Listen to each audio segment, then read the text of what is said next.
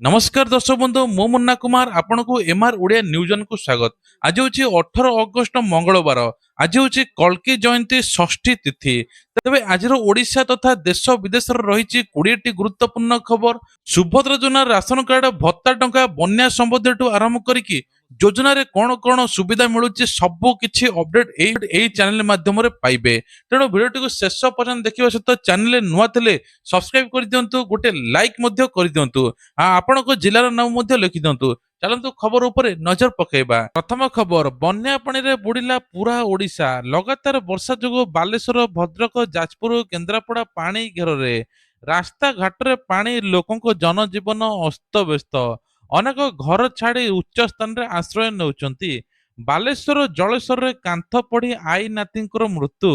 भद्रक धामनगर रे 4 ब्लॉक रे 3 लाख रु अधिक लोक प्रभावित। परवर्ती खबर, सुभद्रा योजना रे हिताधिकारी बड़ खबर। आसंता अगस्ट 28 तारिख रक्षा बंधन दिन 1 कोटी रु अधिक महिला खाता को आसिबो पंचम किस्तिर 5,000 टंका।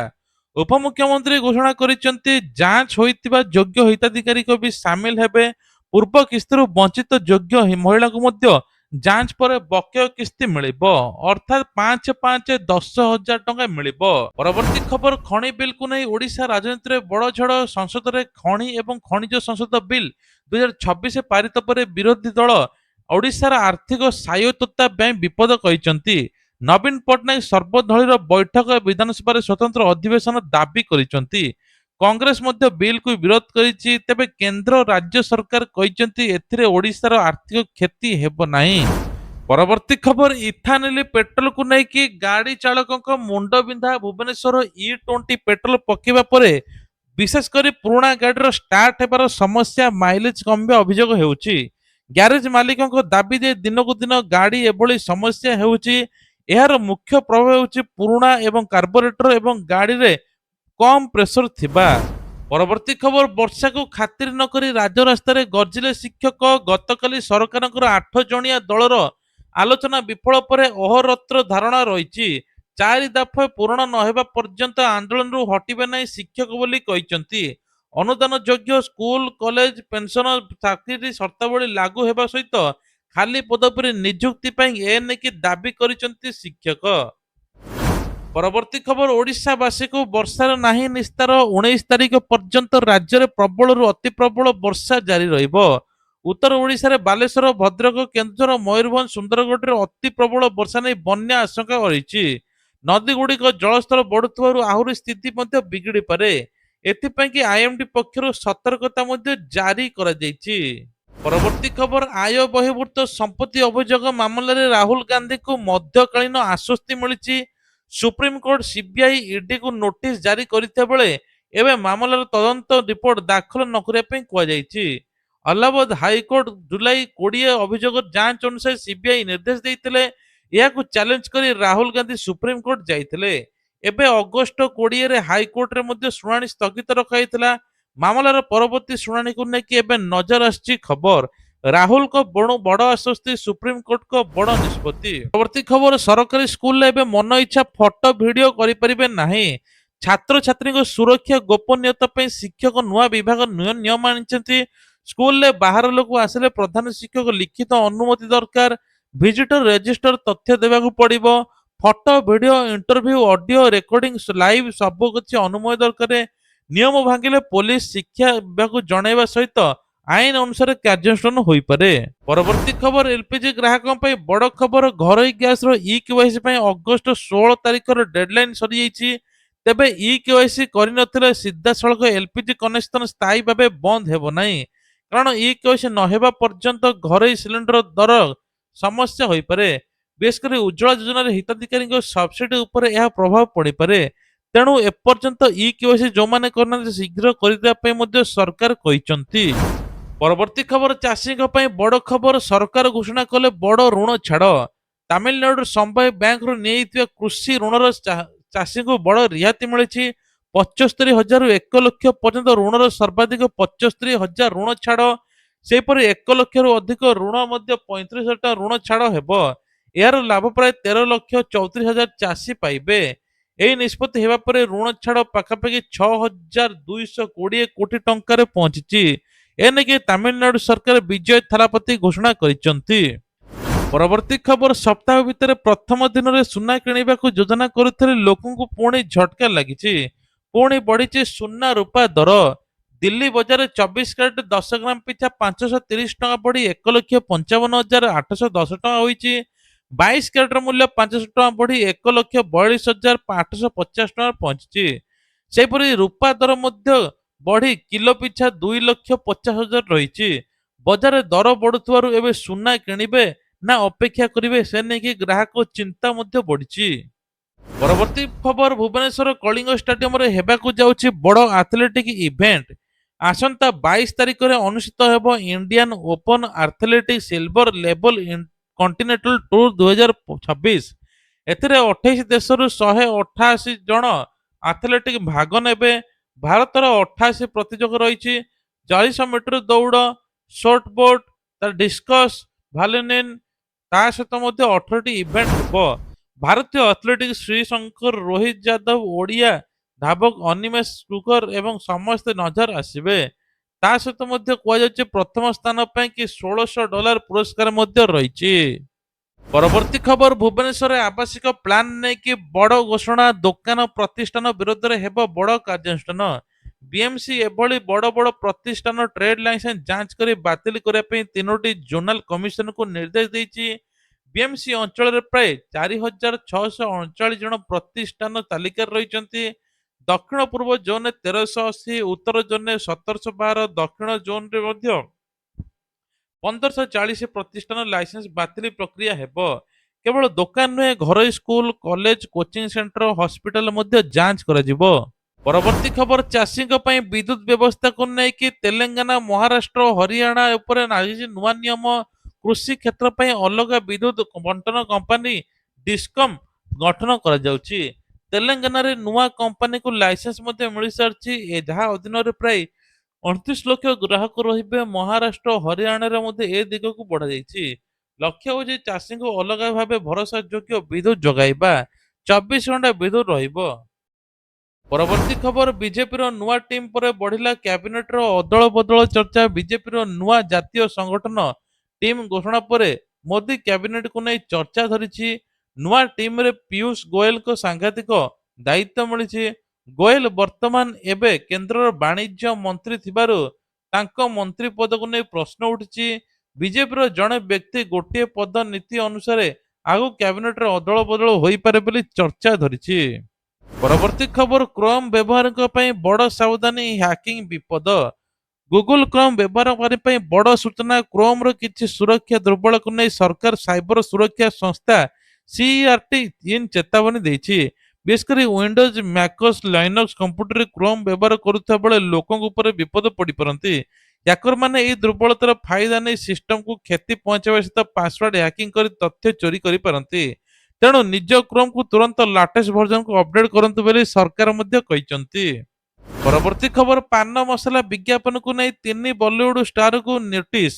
ପାନ ମସଲା ବିଜ୍ଞାପନକୁ ନେଇ ବଲିଉଡ ଷ୍ଟାରକୁ ନୋଟିସ ହୋଇଛି। ଶାହରୁଖ ଖାନ, ଅଜୟ ଦେବଗନ, ଟାଇଗର ସବକୁ ନୋଟିସ କରିଛି Maharashtra food and drug administration.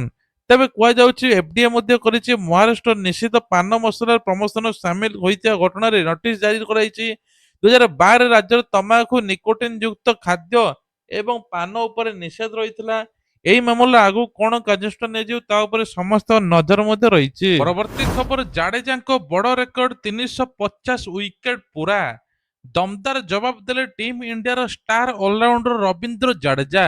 Sri Lanka ବିପକ୍ଷରେ ଏବେ ଟେଷ୍ଟରେ 3ଟି ୱିକେଟ। ଜାଡେଜା ଟେଷ୍ଟ କ୍ରିକେଟରେ 350ତମ ୱିକେଟ ପୂରଣ କରିଛନ୍ତି। ବ୍ୟାଟିଂରେ ମଧ୍ୟ ତାଙ୍କ ନାଁରେ 4,000ରୁ ଅଧିକ ରନ୍ ରହିଛି। ଅର୍ଥାତ୍ ବ୍ୟାଟ୍ ବଲ୍ ଦୁଇଥର ଜାଡେଜାଙ୍କ ଦମଦାର ପ୍ରଦର୍ଶନ ରହିଛି। ଜାଡେଜାଙ୍କ ଧମାକା 350 ୱିକେଟ ସହିତ ରଚିଲେ ଇତିହାସ। ପରବର୍ତ୍ତୀ ଖବର, 300 ୟୁନିଟ୍ ପର୍ଯ୍ୟନ୍ତ ବିଜୁଳି ବିଲ୍ କମାଇବା ପାଇଁ ଚାହୁଁଛନ୍ତି, ତେବେ ପିଏମ କିଷାନ ଘର ଯୋଜନାକୁ ନେଇକି ବଡ଼ ଖବର ରହିଛି। କେନ୍ଦ୍ର ସରକାର 1 କିଲୋ ୱାଟର 2 କିଲୋ ୱାଟ ପର୍ଯ୍ୟନ୍ତ ସୋଲାର କ୍ଷମତାକୁ ଏବେ ସବସିଡି ଦେଉଛନ୍ତି। ଆଉ 3 କିଲୋ ୱାଟକୁ ମଧ୍ୟ କିମ୍ବା ତାଠାରୁ ଅଧିକ ସୋଲାର ଲଗାଇଲେ କେନ୍ଦ୍ରର ସର୍ବାଧିକ ସବସିଡି 78,000 ଟଙ୍କା ମିଳିବ। ଖାସ୍ କଥା ହେଉଛି ଯେ ଆପଣ 5 କିଲୋୱାଟ ସୋଲାର ଲଗାଇଲେ କେନ୍ଦ୍ରର ସବସିଡି 78,000 ଟଙ୍କାରେ ସୀମିତ ରହିବ। ଆବେଦନ ପାଇଁ ସରକାର ପିଏମ୍ ସୂର୍ଯ୍ୟ ଘର ଯୋଜନା ପୋର୍ଟାଲ ଆବେଦନ କରିପାରିବେ। 300 ୟୁନିଟ୍ ବିଜୁଳି ଫ୍ରି ସୋଲାର ଲଗାଇଲେ ଏକ ଦଶ ସୋଲାର ଲଗାଇଲେ ମିଳିବ 1,38,000 ଟଙ୍କା। ପରବର୍ତ୍ତୀ ଖବର, ଏବେ ବ୍ୟାଙ୍କରେ ଏଫଡି କରିବା ପୂର୍ବରୁ ଜାଣି ରଖନ୍ତୁ triple A double A rating ଯୋଗ୍ୟ ଭରସା କାହିଁକି। ତେବେ କରନ୍ତୁ ଭରସା। ଆପଣ ଖବର ଅନୁସାରେ ଆରବିଆଇ ବ୍ୟାଙ୍କ ଜମା ସୁରକ୍ଷାକୁ କେବଳ କ୍ରେଡିଟ ରେଟିଂ ଆଧାରରେ ଦେଖିବା ଧାରଣାରୁ ଦୂରେଇ ରହନ୍ତୁ। ବ୍ୟାଙ୍କର ଏନପିଏ, ଲାଭ, ପ୍ରୋଭିଜନିଂ ଏବଂ ବାଲାନ୍ସ ସିଟ୍ ଭଳି ଆର୍ଥିକ ସ୍ଥିତି ଦେଖିବା ଜରୁରୀ। ତେଣୁ ଅଧିକ ରେଟିଂ ଥିଲେ ତାହାକୁ ଆରବିଆଇ ଗ୍ୟାରେଣ୍ଟି ବୋଲି ଭାବନ୍ତୁ ନାହିଁ। ଏଫଡି କରିବା ପୂର୍ବରୁ ବ୍ୟାଙ୍କର ଆର୍ଥିକ ସ୍ଥିତି ବିଷୟରେ ଜାଣନ୍ତୁ ବୋଲି ଏବେ ଆରବିଆଇ ବଡ଼ ଘୋଷଣା କରିଛି। ପରବର୍ତ୍ତୀ ଖବର, ଶ୍ରୀମନ୍ଦିରରେ ଅଁଳା ବେଢା ଉପରକୁ ଚଢିଗଲେ ଜଣେ ଯୁବକ। ଘଟଣା ପରେ ମନ୍ଦିରର ସୁରକ୍ଷା ବ୍ୟବସ୍ଥାକୁ ନେଇ ଉଠିଛି ପ୍ରଶ୍ନ। ଯୁବକ ଜଣକ ପ୍ୟାଣ୍ଟ ସାର୍ଟ ପିନ୍ଧିଥିବା ବେଳେ ବେକରେ ନାଲିଆ ଗାମୁଛା ପକାଇଥିଲେ। ଘଟଣା ଜଣାପଡିବା ପରେ ତାଙ୍କୁ ଉଦ୍ଧାର କରି ସିଂହଦ୍ୱାର ଥାନାରେ ଅଟକ ରଖାଯାଇଛି। ପୋଲିସ ତାଙ୍କୁ ପଚରାଉଚରା କରି ଘଟଣା ତଦନ୍ତ କରୁଛି। ସବୁଠାରୁ ବଡ଼ ପ୍ରଶ୍ନ ହେଉଛି ଏତେ କଡ଼ା ସୁରକ୍ଷା ଭିତରେ ଜଣେ ଯୁବକ ଅଁଳା ବେଢା ଉପରକୁ ଚଢିଲେ କେମିତି? ସେ ନେଇକି ପୋଲିସର ହାତ ଏବେ ଖାଲି। ପରବର୍ତ୍ତୀ ଖବର, ଚାଷୀଙ୍କ ପାଇଁ ବଡ଼ ଖବର। ଜଳସେଚନ ହେବ ଆହୁରି ସ୍ମାର୍ଟ। ଓଡ଼ିଶାର ଚାଷୀଙ୍କ ପାଇଁ ଠିକ୍ ସମୟରେ ପାଣି ଯୋଗାଇ ଦେବା ପାଇଁ କୃଷି ଉତ୍ପାଦନ ବଢ଼ାଇବା ପାଇଁ ଗୁରୁତ୍ୱପୂର୍ଣ୍ଣ ଯୋଜନା ହେଉଛି ଭୁବନେଶ୍ୱର ଜଳ ସମ୍ପଦ ବିଭାଗ ପକ୍ଷରୁ ସ୍ମାର୍ଟ ଜଳସେଚନ ଚାଷୀଙ୍କ ଚାହିଦା ପାଇଁ ଜଳ ପରିଚାଳନା କର୍ମଶାଳା ହୋଇଛି। ଏଠାରେ ଡିଜିଟାଲ ଟେକ୍ନୋଲୋଜି ବାସ୍ତବ ସମୟରେ ତଥା ବ୍ୟବହାର କରି ପାଣିର ସୁବିନିଯୋଗ ଉପରେ ଆଲୋଚନା ହୋଇଛି। ଜଳବାୟୁ ପରିବର୍ତ୍ତନ, ବଦଳୁଥିବା ବର୍ଷା ଢାଞ୍ଚାକୁ ଦେଖି ଓଡ଼ିଶାର ଜଳସେଚନ ବ୍ୟବସ୍ଥାକୁ ନୂଆ ପ୍ରଯୁକ୍ତି ଏବଂ ତଥ୍ୟ ଅନୁସାରେ ପଦ୍ଧତି ଉପରେ ଜୋର ଦିଆଯିବ ବୋଲି କୁହାଯାଉଛି। ଫସଲ ବିବିଧୀକରଣ, ଉତ୍ପାଦନ ବୃଦ୍ଧି, ଚାଷୀଙ୍କ ଜୀବିକା ଉପରେ ଯୋଡ଼ିବାକୁ ବିଭାଗ ପକ୍ଷରୁ ଗୁରୁତ୍ୱ ଦିଆଯାଇଛି। ପରବର୍ତ୍ତୀ ଖବର, ବଡ଼ ଦାବି କଲେ ବାବା ରାମଦେବ। ପାକିସ୍ତାନ ବାଂଲାଦେଶ ପୁଣି ଭାରତରେ ମିଶିବ, କେବଳ ଟିକେ ଧୈର୍ଯ୍ୟ ଧରନ୍ତୁ। ଯୋଗଗୁରୁ ସ୍ୱାମୀ ରାମଦେବ ବାବାଙ୍କ ବୟାନକୁ ନେଇ ଏବେ ଚର୍ଚ୍ଚା ଜୋର ଧରିଛି। ରାୟପୁରରେ ସାମ୍ବାଦିକଙ୍କ ସହ କଥା ହେଉଥିବା ବେଳେ ଦିନେ ପାକିସ୍ତାନ ବାଂଲାଦେଶ ପୁଣି ଭାରତ ସହିତ ସାମିଲ ହୋଇପାରନ୍ତି। ପାକିସ୍ତାନ ରାଷ୍ଟ୍ରପତି ଆସିଫ ଅଲି ଜର୍ଦାରୀଙ୍କ ଅଖଣ୍ଡ ଭାରତ ସମ୍ପର୍କିତ ମନ୍ତବ୍ୟରେ ଜବାବରେ ରାମଦେବ ବାବା ekଥା କହିଛନ୍ତି। ଆହୁରି ମଧ୍ୟ କହିଛନ୍ତି ଭାରତ ହିନ୍ଦୁ, ମୁସଲିମ, ଖ୍ରୀଷ୍ଟିଆନ ଧର୍ମ ବିପଦରେ ନାହିଁ, ବରଂ ଦେଶର ସମ୍ମାନ ଗୌରବ ଗୁରୁତ୍ୱପୂର୍ଣ୍ଣ। ତାଙ୍କ ଏହି ବୟାନକୁ ନେଇକି ରାଜନୈତିକ ସାମାଜିକ ମହଲରେ ଚର୍ଚ୍ଚା ଆରମ୍ଭ ହୋଇଛି। ପରବର୍ତ୍ତୀ ଖବର, ଆଧାର କାର୍ଡ ନଥିଲେ ମିଳିବ 1 ତୁଳା ସୁନା। ଜାଣନ୍ତୁ ଭିଡିଓ ଭାଇରାଲର ସତ। ଆଧାର କାର୍ଡ ଅଛି ତ ସରକାର ଦେବେ 1 ତୋଳା ସୁନା। ଏଭଳି ଦାବି କରୁଛନ୍ତି ପିଏମ ମୋଦିଙ୍କ ଭିଡିଓ ଏବେ ସୋସିଆଲ ମିଡିଆରେ ଭାଇରାଲ ହେଉଛି। ପିଆଇବି ଫ୍ୟାକ୍ଟ ଚେକ୍ସ ଅନୁସାରେ ସମ୍ପୂର୍ଣ୍ଣ ଦାବି ମିଛା ବୋଲି କୁହାଯାଉଛି। ଭାଇରାଲ ଭିଡିଓଟି ଏଡିଟ କରି ଏଆଇ ଦ୍ୱାରା ତିଆରି କରାଯାଇଛି, ଡିପ୍ ଫେକ୍ ବୋଲି କୁହାଯାଉଛି। କେନ୍ଦ୍ର ସରକାର ଆଧାର କାର୍ଡ ଥିବା ପ୍ରତ୍ୟେକ ବ୍ୟକ୍ତିଙ୍କୁ 1 ତୋଳା ବା 11.6 ସୁନା ଦେବେ ବୋଲି କୌଣସି ପ୍ରକାର ଘୋଷଣା କରିନାହାନ୍ତି। ତେଣୁ ସୋସିଆଲ ମିଡିଆରେ ଏଭଳି ଲୋଭନୀୟ ଦାବି ହେଲେ ତୁରନ୍ତ ବିଶ୍ୱାସ କରନ୍ତୁ ନାହିଁ। ସରକାର ଯୋଜନାର ସତ ଖବର ପାଇଁ ଅଧିକୃତ ସରକାରୀ ସୂତ୍ର ଉପରେ ବିଶ୍ୱାସ କରନ୍ତୁ। ପରବର୍ତ୍ତୀ ଖବର, ବର୍ଷା ପାଇଁ କି ରେଳ ଚଳାଚଳ ଉପରେ ବଡ଼ ନଜର। ଓଡ଼ିଶାରେ ଲଗାଣ ବର୍ଷାକୁ ନେଇ ରେଳ ବିଭାଗ ସତର୍କ ଜାରି କରିଛି। 24 ଘଣ୍ଟା ଉପରେ ନଜର ରଖିବା ପାଇଁ କୁହାଯାଇଛି। ବିଶେଷ କରି ରୁପ୍ସା, ବାରିପଦା, ବାଙ୍ଗିରିପୋଷି, ରାଉରକେଲା, ବଣ୍ଡାମୁଣ୍ଡା ସେକ୍ସନରେ ଅତିରିକ୍ତ କର୍ମଚାରୀ ସମ୍ବଳ ମୁତୟନ ନିର୍ଦ୍ଦେଶ ଦିଆଯାଇଛି। ରେଳ ଲାଇନରେ ପାଣି ବଢିଲେ ତୁରନ୍ତ ପଦକ୍ଷେପ ନିଆଯିବ। ଯାତ୍ରୀଙ୍କ ସୁରକ୍ଷାକୁ ନେଇ ସର୍ବୋଚ୍ଚ ପ୍ରାଥମିକତା ଦେବା ପାଇଁ କୁହାଯାଇଛି। ପରବର୍ତ୍ତୀ ଖବର, ଦ୍ୱିତୀୟ ବିବାହ କଲେ ସରକାରୀ କର୍ମଚାରୀ ଦରମାରୁ କଟିବ 20%। ପ୍ରଥମ ପତ୍ନୀକୁ ଆଇନଗତ ଭାବେ ଛାଡ଼ପତ୍ର ନ ଦେଇ ଦ୍ୱିତୀୟ ବିବାହ କଲେ ଏଣିକି କଠୋର କାର୍ଯ୍ୟାନୁଷ୍ଠାନ ନିଆଯିବ। ଏଭଳି ନିୟମ ଭାଙ୍ଗୁଥିବା କର୍ମଚାରୀଙ୍କର 20% ଟଙ୍କା କଟାଯିବ। ପତ୍ନୀଙ୍କ ବ୍ୟାଙ୍କ ଖାତାରେ ଜମା କରାଯାଇପାରେ। ପ୍ରଥମ ପତ୍ନୀଙ୍କ ବ୍ୟାଙ୍କ ଖାତାରେ ଜମା କରାଯିବ ବୋଲି ଆସାମର ମୁଖ୍ୟମନ୍ତ୍ରୀ କହିଛନ୍ତି।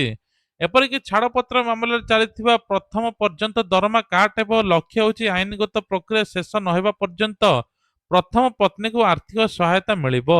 ଖବର, ଚାଲନ୍ତୁ ଜାଣିବା ଯୋଜନା ବିଷୟରେ। ଆଜିର 3ଟି ଯୋଜନା ଅଛି, ଯେମିତିକି ଏସଏଚଜି ମହିଳାକୁ 10 ଲକ୍ଷ ଟଙ୍କା ଋଣ ଛାଡ଼, ମାନେ 10 ଲକ୍ଷ ମିଳିବ। ଋଣର ସୁଧ ମାଫ କରିଛନ୍ତି ମୁଖ୍ୟମନ୍ତ୍ରୀ। ପ୍ରତ୍ୟେକ ମହିଳାକୁ 10 ଲକ୍ଷ ଟଙ୍କା ମିଳିବ। କ୍ଷୁଦ୍ର ବ୍ୟବସାୟୀ ହିସାବରେ 10 ଲକ୍ଷ ଗ୍ରୁପକୁ ମିଳିବ। ଗ୍ରୁପକୁ ମିଳିଲା ପରେ ଗୋଟିଏ ଗୋଟିଏ ଏସଏଚଜି ମହିଳାକୁ 10,000 ଟଙ୍କା ଲେଖାଏଁ ମିଳିବ। ଯାହା ଫଳରେ ସେମାନଙ୍କୁ ଏକ କ୍ଷୁଦ୍ର ବ୍ୟବସାୟ ଛୋଟ ମୋଟ ବ୍ୟବସାୟ କରିପାରିବେ, ଯାହା ଫଳରେ ତାଙ୍କୁ 10,000 ଟଙ୍କାର ଋଣର ସୁଧ ଦେବା ପାଇଁ ପଡିବ ନାହିଁ। ତା ସହିତ ସିଏମ କିଷାନ ଟଙ୍କା ଖୁବ୍ ଜଲ୍ଦି ଆସୁଛି ଚାଷୀଙ୍କ ପାଇଁ। ସିଏମ କିଷାନ ଟଙ୍କା 2,000 ମିଳିବ ଓଡିଶା ସରକାର ତରଫରୁ। 4,000 ଟଙ୍କା ଚାଷୀ ମାନଙ୍କ ଆକାଉଣ୍ଟକୁ ଆସେ। ତେଣୁ ତା ପୂର୍ବରୁ ଇକେୱାଇସି କରିଦିଅନ୍ତୁ, ଯାହା ଫଳରେ ଟଙ୍କା ଏଥର ଆସିବ। ସେଇଭଳି ପିଏମ କିଷାନ ଟଙ୍କା କୋଟି କୋଟି ଚାଷୀ ଅପେକ୍ଷା କରିଛନ୍ତି। ପିଏମ କିଷାନ ଟଙ୍କା କେବେ ଆସିବ? ଅକ୍ଟୋବର ମାସରେ ପିଏମ କିଷାନ ଟଙ୍କା ଆସିବ। ତା ପୂର୍ବରୁ ଇକେୱାଇସି ଏବଂ ଆପଣ ଷ୍ଟାଟସ ଚେକ୍ କରନ୍ତୁ। ଯଦି ଯୋଗ୍ୟ ଥିବେ ନିଶ୍ଚିନ୍ତ ଆପଣଙ୍କର ଟଙ୍କା ଆସିବ। 23ତମ କିସ୍ତି ଯଦି ନ ଆସିଛି, 23, 24 ଦୁଇଟା ମିଶିକି 4,000 ଟଙ୍କା ଆସିବ। ବନ୍ୟା କ୍ଷୟକ୍ଷତି ପାଇଁକି ଏଥର ରାଶି ସରକାର ରିଲିଜ କରିଛନ୍ତି। ଏଥର ପକ୍କା ଘରଠୁ ଆରମ୍ଭ କରି ଯାହା ସବୁ ଘର ନଷ୍ଟ ହେଇଛି 1,20,000 ମିଳିବ।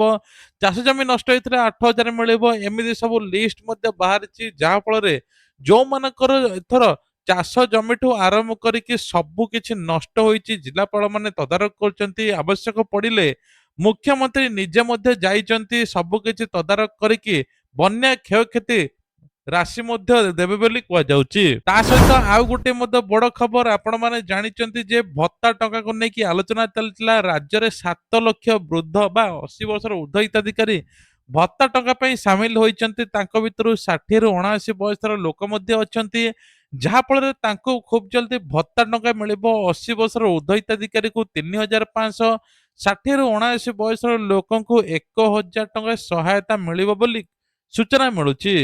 ସେଇଭଳି ରାସନ କାର୍ଡକୁ ନେଇକି ବଡ ଅପଡେଟ। ଯୋଗ୍ୟ ହିତାଧିକାରୀକୁ ରାସନ କାର୍ଡ 30 ଦିନ ଭିତରେ ତାଙ୍କ ହାତରେ ରାସନ କାର୍ଡ ପହଞ୍ଚିବ। ସେପଟେ ପ୍ରଧାନମନ୍ତ୍ରୀ ମଧ୍ୟ କହିଛନ୍ତି ରାସନ କାର୍ଡରେ ଆର୍ଥିକ ସ୍ୱଚ୍ଛଳ ଯାହା ନାହାନ୍ତି ତାଙ୍କୁ 1,000 ଟଙ୍କା। ରାସନ କାର୍ଡ ବଣ୍ଟନ ମଧ୍ୟ ଚାଲିଛି। ଖାଦ୍ୟ ଯୋଗାଣ ମନ୍ତ୍ରୀ କୁଶଳେନ୍ଦ୍ର ପାତ୍ର କହିଛନ୍ତି ଅନ୍ନପୂର୍ଣ୍ଣା ଯୋଜନାରେ ମଧ୍ୟ 35 କେଜି ଚାଉଳ ମିଳୁଛି, ଅତିରିକ୍ତ 5 କେଜି ଚାଉଳ ମିଳିବ, ଯାହା ଫଳରେ ପର ଲୋକଙ୍କୁ 10 କେଜି ଲେଖାଏଁ ଚାଉଳ ମିଳିବ। ଏଇଟା ସବୁଠୁ ବଡ ସୂଚନା। ତେବେ ତା ସହିତ ଆଉ ଗୋଟେ ମଧ୍ୟ ବଡ ସୂଚନା, ଯେମିତିକି ପିଏମ ଆବାସ ଯୋଜନାରେ ଏଥର ଘର ମଧ୍ୟ ବଣ୍ଟା ଯାଉଛି। ଯୋଗ୍ୟ ହିତାଧିକାରୀଙ୍କ ଲିଷ୍ଟ ବାହାରିଛି। ଯୋଉମାନଙ୍କର ଘର ଥାଇ ମଧ୍ୟ ଆବେଦନ କରିଥିଲେ ତାଙ୍କର ସର୍ଭେ ହେବ। ପ୍ରତିଟି ଜିଲ୍ଲାପାଳ କୁହାଯାଇଛି ଘର ଘର ବୁଲି ଯାଞ୍ଚ କରାଯିବ। ଯଦି ସେମାନେ ଅଯୋଗ୍ୟ ଥାଇକି ମଧ୍ୟ ଘର ଥାଇକି ମଧ୍ୟ ଆବେଦନ କରିଥିଲେ ତାଙ୍କ ଲିଷ୍ଟ କଟାଯିବ ଏବଂ ପ୍ରକୃତ ଯୋଗ୍ୟ ହିତାଧିକାରୀଙ୍କୁ ଘର ଦିଆଯିବ ବୋଲି ସୂଚନା ମିଳୁଛି। ଏବେ ଇଏ ଥିଲା ଆଜିର କିଛିଟା ଯୋଜନା ବିଷୟରେ। ଯଦି ଆପଣଙ୍କୁ ପସନ୍ଦ ଲାଗିଲା ନ୍ୟୁଜଟି, ଯଦି ଆପଣଙ୍କୁ ଭଲ ଲାଗିଲା ନିଶ୍ଚିତ କମେଣ୍ଟ କରିବେ। ଆପଣଙ୍କର ଯଦି କଣ ଅସୁବିଧା ଅଛି, କିଛି ଯୋଜନାର ଟଙ୍କା ପାଇନାହାନ୍ତି, ନିଶ୍ଚୟ କମେଣ୍ଟ କରିବେ, ଯାହା ଫଳରେ ଆପଣଙ୍କର ଟଙ୍କା ମଧ୍ୟ ଖୁବ୍ ଜଲ୍ଦି ମିଳିବ, ସରକାର ପାଖକୁ ମଧ୍ୟ ଯିବ। ଭିଡିଓଟିକୁ ବହୁତ ମାତ୍ରାରେ ସେୟାର କରନ୍ତୁ, ଯାହା ଫଳରେ ପ୍ରତ୍ୟେକ ଲୋକ ଏ ବିଷୟରେ ଜାଣିବେ। ଆଉ ଏଇଭଳିଆ ପ୍ରତ୍ୟେକ ଦିନ ସକାଳ ସନ୍ଧ୍ୟାର ନ୍ୟୁଜ ଦେଖିବା ପାଇଁ ହେଲେ ଆମର ଏଇ ଚ୍ୟାନେଲଟିକୁ ସବସ୍କ୍ରାଇବ କରିଦିଅନ୍ତୁ। ଜୟ ଜଗନ୍ନାଥ।